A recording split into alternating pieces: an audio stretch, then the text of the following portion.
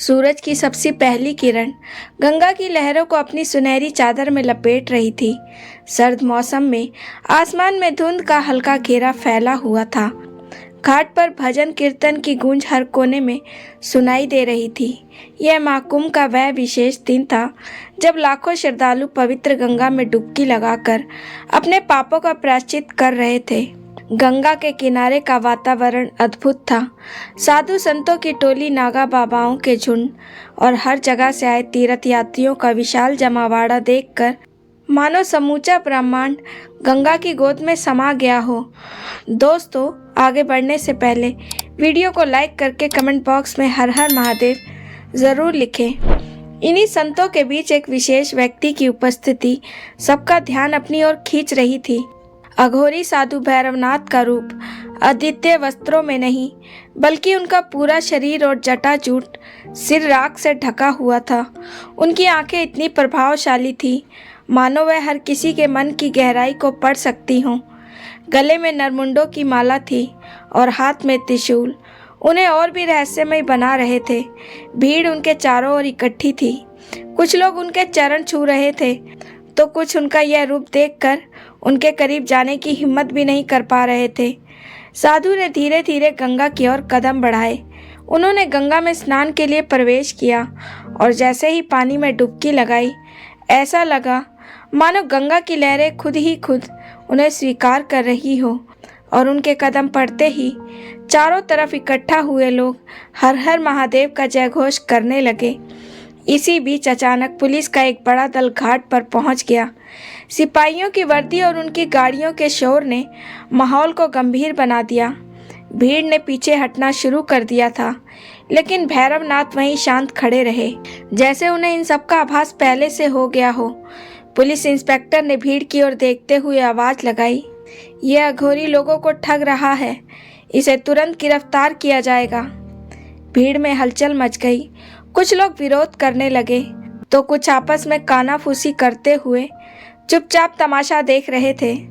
Police ने बिना समय गवाए भैरवनाथ को चारों तरफ से घेर लिया। इंस्पेक्टर ने गुस्से में पूछा, तुम यहाँ क्या कर रहे हो? क्या तुम नहीं जानते कि ठगी और अंधविश्वास फैलाना कानूनन अपराध है? भैरवनाथ ने शांत स्वर में उत्तर दिया, मैं केवल अपनी साधना कर रहा हूँ। मेरा गंगा के अलावा किसी और से लेना देना नहीं। उनकी आवाज़ में इतनी गहराई थी कि कुछ क्षण के लिए पुलिस अधिकारी भी स्तब्ध हो गए, लेकिन अपने इरादे से पीछे नहीं हटे। पुलिस उन्हें भीड़ से हाथ पकड़कर अपनी जीप तक ले आई। जब तक लोगों ने विरोध करना शुरू किया, लेकिन पुलिस के तेवर देखकर कोई अधिक बोलने की हिम्मत नहीं कर पाया। भैरवनाथ ने बिना किसी विरोध के खुद को गिरफ्तार करवा दिया। जैसे ही उन्हें गाड़ी में बिठाया, वहाँ गंगा घाट पर एक अजीब सा सन्नाटा छा गया। ऐसा लग रहा था मानो जैसे गंगा की लहरें भी इस अन्याय पर क्रोधित थीं। कुछ बुजुर्गों ने तो खुसफुसाना शुरू कर दिया, ये कोई साधारण साधु नहीं है, ये तो मुझे भगवान शिव का ही रूप लग रहे हैं। पुलिस ने इन्हें गिरफ्तार करके बहुत बड़ी गलती की है। इस घटना के बाद से महाकुंभ का माहौल ही बदल गया। मौजूद लोगों के मन में कई सवाल उठने लगे थे। कौन था ये साधु? क्या इसने सच में ठगी की थी, या फिर वो किसी गहरे रहस्य का वाहक था? पुलिस जब साधु को लेकर चली गई तो उनके पीछे पीछे गंगा की लहरें जैसे कुछ कहने की कोशिश कर रही थी।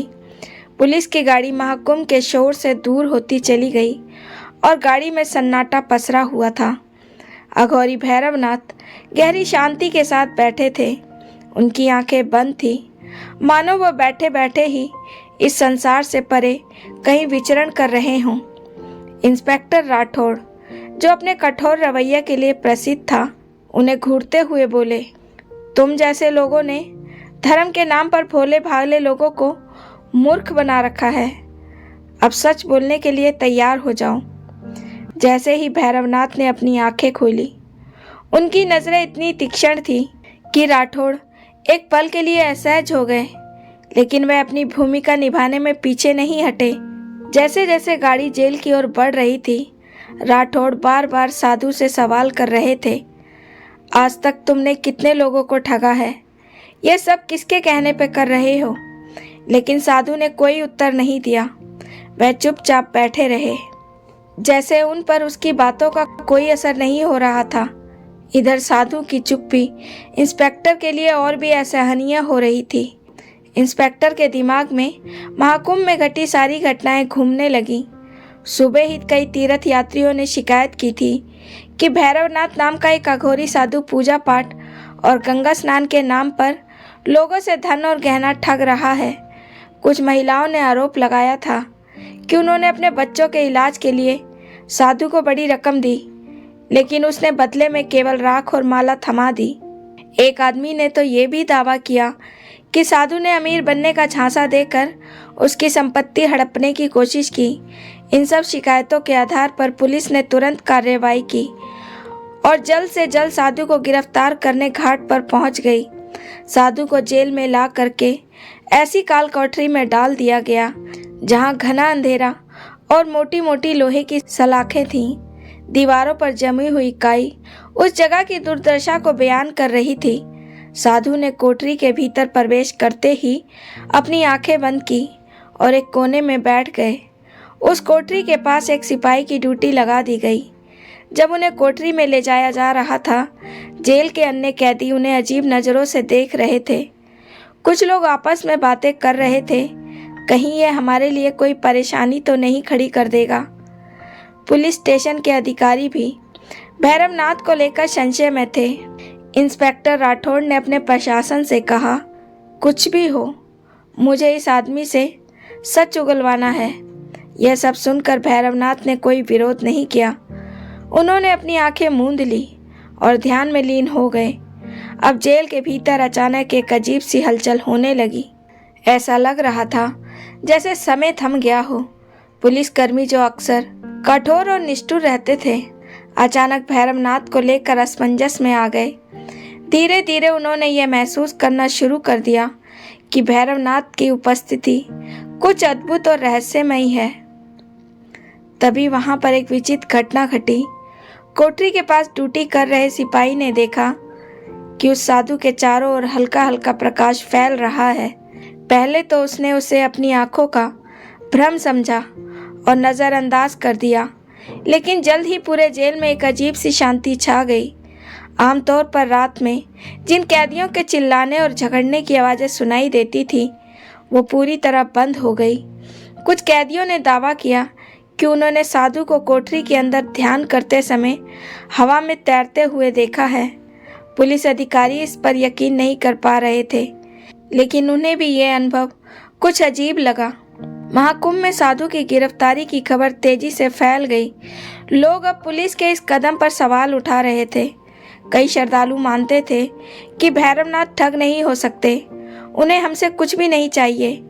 एक महिला ने मीडिया को बताया, वह तो केवल भगवान शिव के नाम का जाप कर रहे थे। अगर वह ठग होते तो उनके पास बहुत बड़ी दौलत होती। दूसरी ओर कुछ लोग पुलिस की कार्रवाई का समर्थन कर रहे थे। किसी ने कहा, अगर वह निर्दोष है तो ये साबित हो जाएगा। जेल में भैरवनाथ के साथ शांत और स्थिर व्यवहार ने पुलिस इंस्पेक्टर राठौड़ के मन में गहरी जिज्ञासा पैदा कर दी। कहीं मैंने कुछ गलत तो नहीं किया? अगर ये आदमी वास्तव में ठग है तो इतनी शांति से कैसे रह सकता है? इस बात की चर्चा उन्होंने अपने सहकर्मी से की। यह इंसान दूसरों से अलग है, हमें इसके बारे में सारी जानकारी पता लगानी होगी। जेल की काल कोठरी अंधकार और सन्नाटे से भरी हुई थी। वहाँ की दीवारों ने अपनी समय और नमी की छाप छोड़ दी थी, जो ठंड और वीरानी के अनुभव करा रही थी। भैरवनाथ को यहाँ बंद करने का निर्णय इंस्पेक्टर राठौड़ ने इसलिए लिया था ताकि वह मानसिक और शारीरिक रूप से टूट जाए। सच्चाई बयान करते। रात का समय था। जेल के सभी कैदी अपने अपने कोनों में मानो दुबके हुए थे। अघोरी भैरवनाथ एक कोने में ध्यान मग्न बैठे थे। उनकी उपस्थिति जो किसी को शांत कर सकती थी, वहीं जेल के अधिकारी और कैदियों के लिए बेचैनी का कारण बन गई थी। काल कोठरी में घना अंधेरा था। केवल एक छोटी सी खिड़की से चांद की हल्की रोशनी अंदर आ रही थी, लेकिन वह भी अंधेरे को चीरने में असमर्थ थी। कोठरी के आसपास अजीब सी सरसराहट सुनाई दे रही थी, जैसे वहाँ कोई अदृश्य ताकत मौजूद हो। कैदी आपस में बोल रहे थे, मैंने सुना है कि अघोरी के पास अलौकिक शक्तियाँ होती हैं, लेकिन यहाँ ये क्यों है? कहीं ऐसा ना हो वह हम पर कोई तांत्रिक क्रिया कर दे। इन बातों के बीच भैरवनाथ अपने त्रिपुंड ललाट और गले में पड़ी नरमुंड माला के साथ बिल्कुल अलग बैठे थे। ऐसा लगता था जैसे वह खुद को इस संसार से अलग कर चुके हों। पहला संकेत आधी रात के करीब हुआ। कोठरी के पास तैनात एक सिपाही को हलचल महसूस हुई। उसने देखा कि कोठरी के अंदर का माहौल बदल गया था। वहाँ हल्की हल्की गूंज सुनाई दे रही थी। यह गूंज किसी मंत्र की तरह लग रही थी। सिपाही ने डरते हुए अपने साथी से कहा, क्या तुमने ये आवाज़ सुनी? लेकिन उसके साथी ने कुछ नहीं सुना। सिपाही ने कोठरी की ओर देखकर कहा, भैरवनाथ के चारों ओर एक हल्का हल्का प्रकाश फैल रहा है, जिससे कोठरी की अंधेरी दीवारें प्रकाश से चमकने लगी थी। साधु गहरे ध्यान में लीन थे। उनकी आंखें बंद थीं, लेकिन उनकी उपस्थिति इतनी प्रबल थी कि जेल की दीवारें भी उनके अदृश्य ऊर्जा को महसूस कर रही थी। उस अदृश्य ऊर्जा ने वहाँ के माहौल को बदल दिया था। जेल के दूसरे कैदियों ने महसूस किया कि एक कैदी जो अपने क्रूर स्वभाव के लिए जाना जाता था, कई सालों से जेल में बंद था और पहली बार शांत हो गया। उसने कहा, मुझे नहीं पता ये आदमी कौन है, लेकिन ये साधारण इंसान नहीं हो सकता। इंस्पेक्टर राठौड़ की बेचैनी बढ़ रही थी। वे अपने दफ्तर में बैठे हुए थे, लेकिन उनका ध्यान बार बार काल कोठरी की ओर जा रहा था।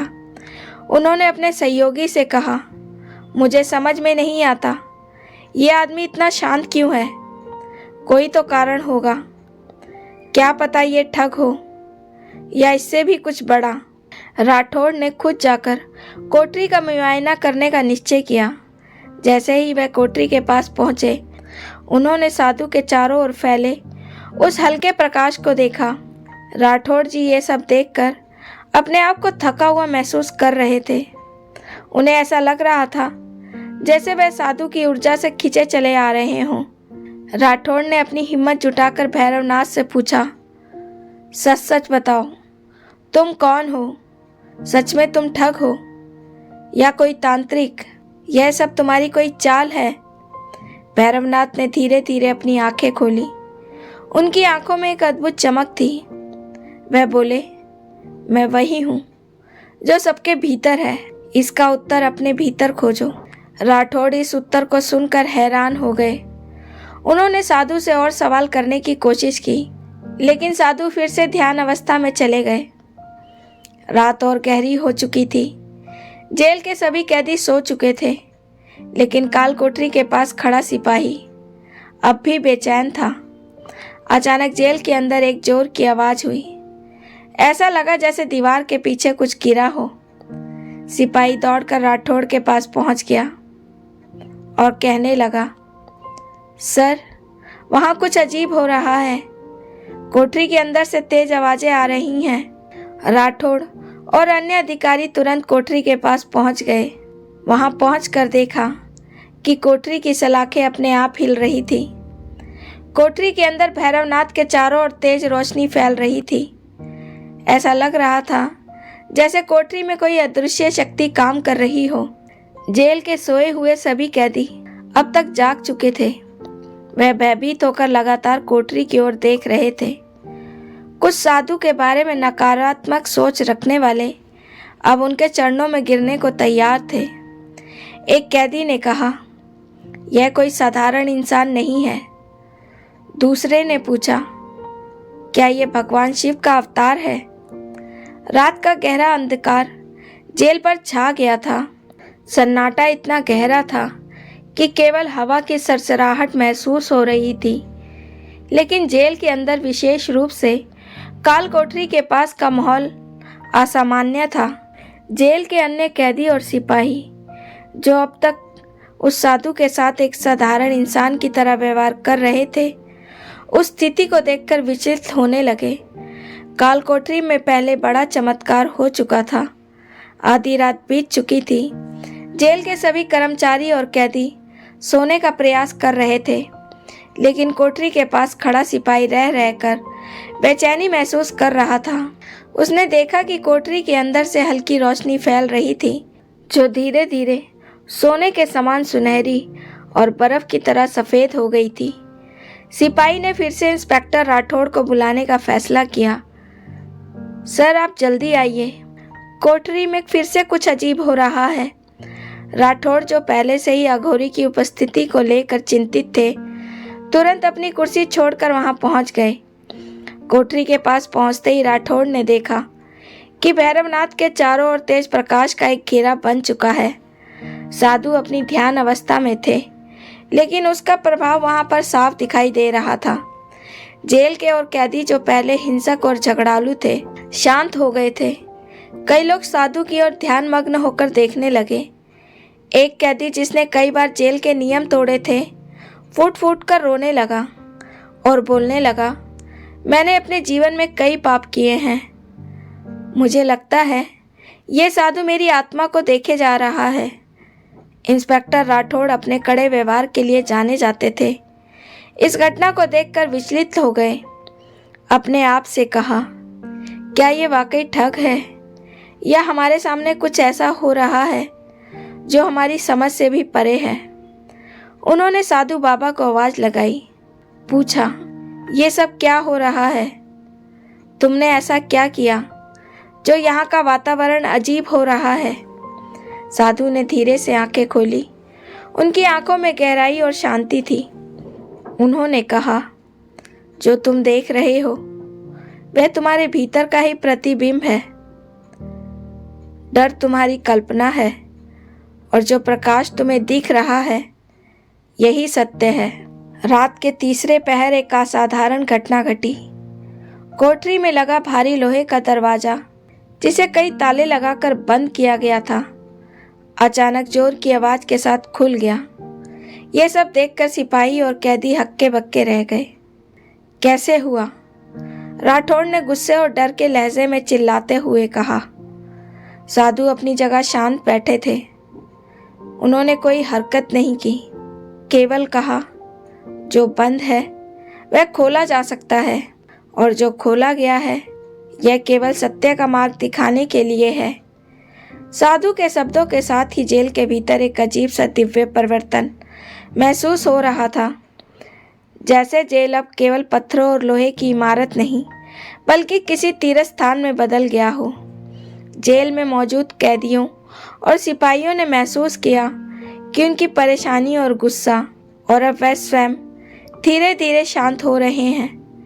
एक कैदी, जो वर्षों से भयंकर बीमारी से पीड़ित है, उसने कहा, मेरे सीने का दर्द अचानक गायब हो गया। ये कैसे हो सकता है? साधु ने अपनी शांत और गहरी आवाज में कहा, यह संसार ऊर्जा का केंद्र है। जब तुम इस ऊर्जा को समझते हो तो सब कुछ स्पष्ट हो जाता है। मेरा यहाँ आना कोई दुर्घटना नहीं है।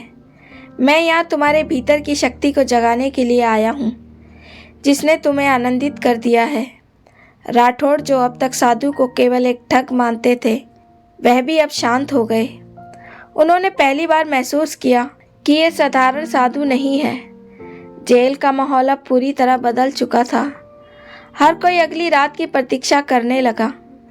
सिपाही, जो पहले साधु को लेकर शंका में था, अब उनके करीब जाने से डरने लगा, और जो कैदी उनका पहले मजाक उड़ा रहे थे, अब उन्हें श्रद्धा की नज़रों से देख रहे थे। राठौड़ ने अपने सहकर्मियों को बुलाकर कहा, इस आदमी के बारे में और जानकारी जुटाओ। मुझे इसके अतीत के बारे में सब कुछ पता करना है। मुझे ये जानना है, आखिर ये आदमी है कौन और ये सब कैसे कर रहा है। जेल के भीतर फैले दिव्य माहौल ने सभी को बदल दिया था। कैदी, सिपाहियों और यहाँ तक कि इंस्पेक्टर राठौड़ के दिल में भी अब साधु भैरवनाथ के प्रति जिज्ञासा और श्रद्धा का भाव उत्पन्न हो गया। लेकिन सबसे बड़ा प्रश्न था कि भैरवनाथ कौन है? उनके पास ये अद्भुत शक्तियाँ कहाँ से आई? राठौड़ ने साधु के अतीत के बारे में अधिक जानने का निश्चय कर लिया। अपने सहयोगियों को आदेश दे दिया, जाओ महाकुंभ से इस व्यक्ति के बारे में सारी जानकारी जुटा कर लाओ, क्योंकि अब जानना ज़रूरी हो गया है कि आखिर भैरवनाथ किसके आदेश पर यहाँ साधु बनकर आए हैं। जो अभी कोठरी में ध्यान मग्न बैठे थे, अपने भीतर के सफर पर निकल चुके थे। उनके ध्यान के दौरान उनके अतीत की झलकियां प्रकट हुई। भैरवनाथ एक छोटे से गांव में पैदा हुए थे। 6-7 वर्ष की उम्र से ही उनका झुकाव आध्यात्मिकता की ओर था। वे घंटों जंगल में बैठकर ध्यान किया करते थे। गांव वाले उन्हें अजीब समझते थे, लेकिन उनके भीतर की शांति और प्रेरणा ने उन्हें हमेशा विशेष बना दिया। एक दिन एक रहस्यमयी साधु उनके गांव आए। साधु ने भैरवनाथ को पहचान लिया और कहा, तुम कोई साधारण बालक नहीं हो। तुम्हारे भीतर कुछ ऐसा है जो पूरे संसार को बदलने की क्षमता रखता है। तुम्हें भगवान शिव के मार्ग पर चलना होगा। उस दिन से भैरवनाथ ने साधु के साथ हिमालय की यात्रा शुरू कर दी। वहाँ कठिन तपस्या की। हिमालय की कठोर ठंड में केवल राख और जड़ी बूटी पर निर्वाह किया। उसी साधना ने उन्हें अलौकिक शक्तियां प्रदान की, लेकिन ये सब उनका भगवान शिव के प्रति पूर्ण समर्पण और निस्वार्थ सेवा थी। हिमालय में एक गुफा के भीतर वर्षों तक तपस्या आराधना इतनी गहन थी कि भगवान शिव स्वयं उनके सामने प्रकट हो गए। भगवान शिव ने कहा कि तुमने जो साधना की है वे केवल तुम्हारे लिए नहीं है, यह जगत कल्याण के लिए है। तुम मेरे मार्गदर्शक बनोगे और जो संसार में अंधकार में भटक रहे हैं उन लोगों को रास्ता दिखाओगे। लेकिन याद रखना, यह मार्ग कठिन है। भगवान शिव ने उन्हें कई शक्तियां प्रदान की और एक वरदान दिया। जब भी भैरवनाथ को मानवता के कल्याण के लिए उनकी आवश्यकता होगी, भगवान शिव स्वयं उनके साथ होंगे। भैरवनाथ के अतीत का यह अद्भुत रहस्य धीरे धीरे राठौड़ और अन्य जेल कर्मचारियों के सामने खुलने लगा। राठौड़ के सहायक ने महाकुंभ में साधु के बारे में छानबीन की और पता लगाया। भैरवनाथ पिछले 11 वर्ष से महाकुंभ के हर आयोजन में शामिल होते हैं, लेकिन कभी किसी से कुछ नहीं मांगते। लोग कहते हैं कि वे केवल शिव की पूजा करते हैं और उन लोगों की मदद करते हैं जो सच्चे दिल से उनके पास आते हैं। सहायक ने बताया, उन पर ठगी का आरोप लगाने वाली महिलाएं खुद अब ये मानने लगी हैं कि उनका कोई अपराध नहीं है, शायद हमसे कोई गलती हुई है। अगली पहर एक और रहस्यमयी घटना घटी। अचानक जेल के अंदर एक दिव्य सुगंध फैल गई। सिपाहियों को ऐसा लगा जैसे वह किसी तीर्थ स्थल पर पहुंच गए हों। राठौड़ ने देखा कि भैरवनाथ के चारों तरफ एक अद्भुत प्रकाश फैल गया है। भगवान शिव की छवि उन्हें दिखाई दे रही थी, जो साधु के पीछे खड़ी थी। यह दर्शन होते ही राठौड़ अब पूरी तरह समझ चुके थे कि भैरवनाथ कोई साधारण इंसान नहीं है। अगली सुबह इंस्पेक्टर राठौड़ ने भैरवनाथ के सामने आकर कहा, मैंने जीवन भर नियम और कानून का पालन किया है। मेरा यही मानना है कि दुनिया में अच्छाई और बुराई के बीच केवल कानून की रेखा खींची जा सकती है। क्या आप मुझे बता सकते हैं कि आप यहाँ क्यों आए हैं? भैरवनाथ ने गहरी सांस ली और बोले, मैं यहाँ इसलिए आया हूँ क्योंकि ये मेरे मार्ग का हिस्सा है। मैं यहाँ किसी के आदेश पर नहीं, बल्कि अपने कर्तव्य के लिए आया हूँ। भगवान शिव ने मुझे ये शक्ति प्रदान की है ताकि मैं उन लोगों को राह दिखा सकूं जो अंधकार में खो चुके हैं। तुम भी सत्य को स्वीकार कर लो। राठौड़, ये शक्ति तुम्हारे भीतर भी है। भैरवनाथ की शक्तियों और उनके दिव्य व्यक्तित्व के सामने अब तक जेल में मौजूद व्यक्तियों में जो भी शंका थी वह धीरे धीरे मिटने लगी।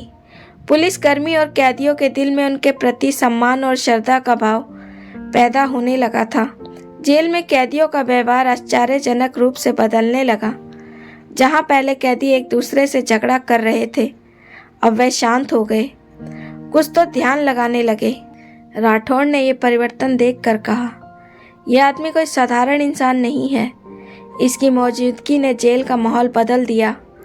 और एक रात जब जेल के सभी कैदी सो रहे थे, तभी अचानक पूरे जेल में घंटियों की आवाज़ गूंजने लगी।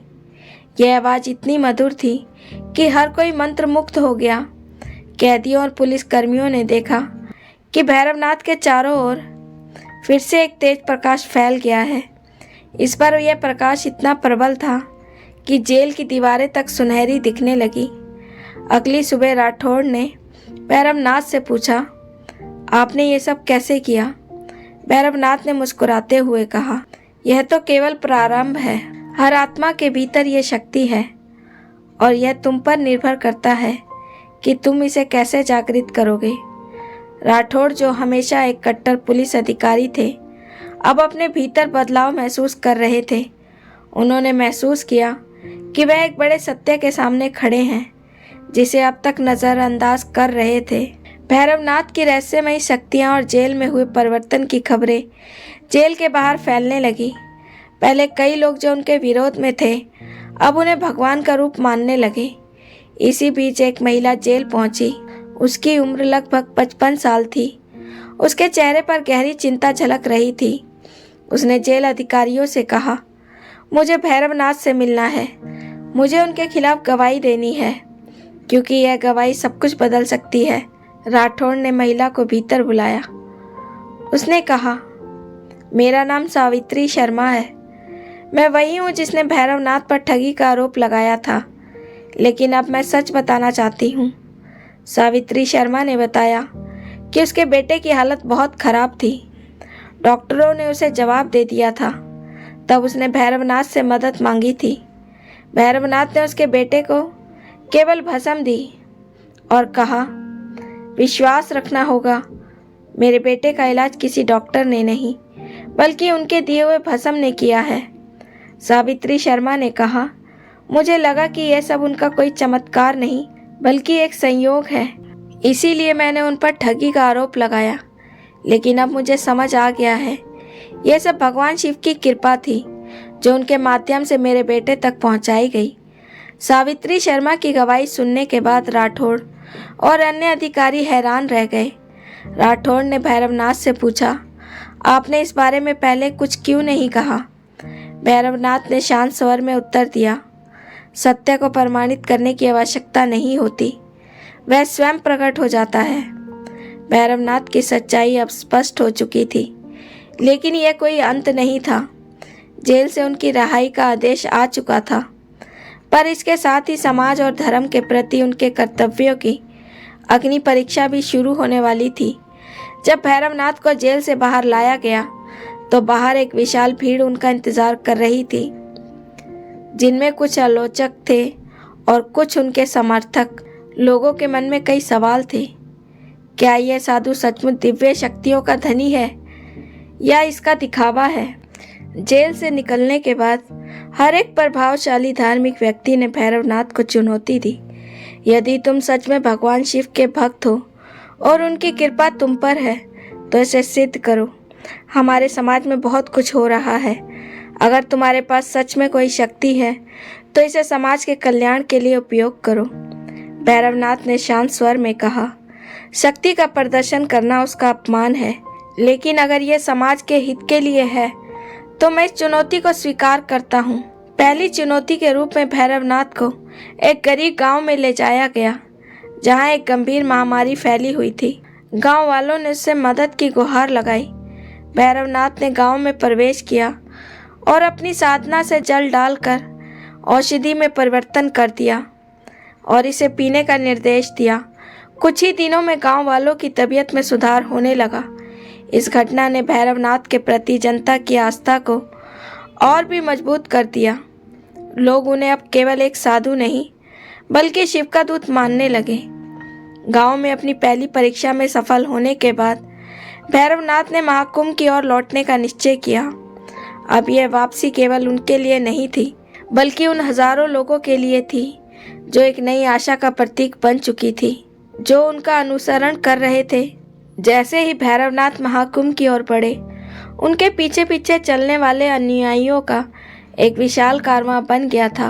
इन अनुयायियों में वे लोग थे जो उनकी चमत्कारिक शक्तियों के साक्षी बने थे और जिन्होंने उनके उपदेशों से अपने जीवन में बदलाव महसूस किया। हर हर महादेव के नारों से गूंजता ये कारवां भक्ति और श्रद्धा का एक उदाहरण था। महाकुंभ लौटते ही भैरवनाथ की मौजूदगी ने पूरे मेले में माहौल को बदल दिया। साधु संतों की सभा में उनका स्वागत हुआ। अनेक धर्म गुरुओं ने उन्हें आमंत्रित किया, उनके साथ संवाद किया। भैरवनाथ ने एक बड़े मन से जनता को संबोधित किया, उन्होंने कहा, ईश्वर की दी हुई शक्तियों का उपयोग समाज के कल्याण के लिए होना चाहिए। ये मानवता का परम धर्म है। भगवान शिव का मार्ग यही सिखाता है। महाकुंभ में उनकी शिक्षाओं ने लोगों के जीवन में सकारात्मक बदलाव लाने का काम किया। भैरवनाथ ने गंगा तट पर एक विशेष अनुष्ठान किया जिसमें हजारों लोगों ने भाग लिया। यह अनुष्ठान केवल आध्यात्मिक शुद्धि के लिए नहीं बल्कि समाज को नई दिशा देने के लिए था।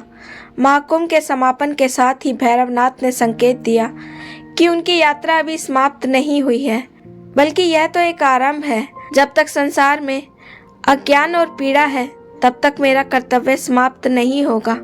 मैं सभी स्थानों पर जाऊंगा ताकि वहां पर भगवान शिव की कृपा बनी रहे। महाकुंभ के समापन के अवसर पर भैरवनाथ ने अपनी यात्रा जारी रखी। अब उनके पीछे अन्य लोगों का समूह इतना बड़ा हो चुका था कि जिसे रोक पाना असंभव था, लेकिन उनके सामने एक आखिरी चुनौती बाकी थी। यह चुनौती केवल उनके लिए नहीं बल्कि मानवता के लिए एक परीक्षा थी। भैरवनाथ ने घोषणा की वे गंगा तट पर एक अंतिम अनुष्ठान करेंगे। यह अनुष्ठान केवल एक साधारण धार्मिक क्रिया नहीं था बल्कि इसका उद्देश्य संसार के सभी अंधकार को समाप्त करना था। गंगा के तट पर लाखों लोग एक साथ इकट्ठा हो गए। अनुष्ठान की शुरुआत के साथ ही वातावरण में एक शांति छा गई। भैरवनाथ ने भगवान शिव का आवाहन किया और तभी आसमान में घने बादल छा गए। बिजली की गड़गड़ाहट और उसके बीच में एक दिव्य प्रकाश उनके चारों ओर फैल गया।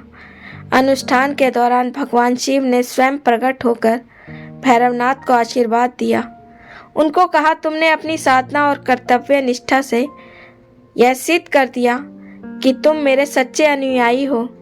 तुमने जो किया है वह केवल एक साधु के रूप में नहीं बल्कि मानवता के मार्गदर्शक के रूप में किया है। अब समय आ गया है कि तुम अपने असली स्वरूप को समझो। भैरवनाथ ने शिव से पूछा, भगवान, क्या मैं आपका अवतार हूँ?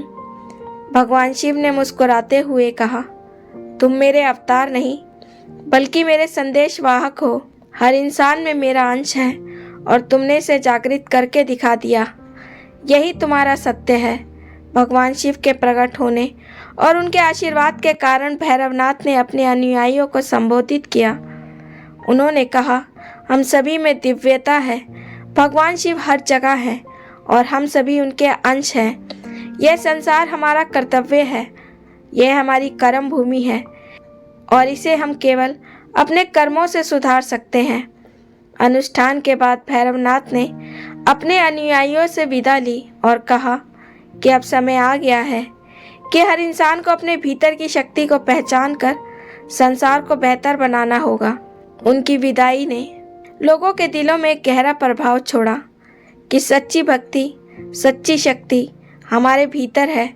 उनका जीवन मानवता के लिए प्रेरणा का स्रोत बन गया। दोस्तों, ये कहानी हमें सिखाती है कि अज्ञानता और अंधकार के खिलाफ लड़ाई केवल बाहरी नहीं बल्कि आंतरिक भी है, और जब हम अपनी भीतर की शक्ति को पहचान लेंगे तब हमारे लिए हर चुनौती का समाधान संभव है। दोस्तों, इस सत्य घटना के बारे में आपकी क्या राय है?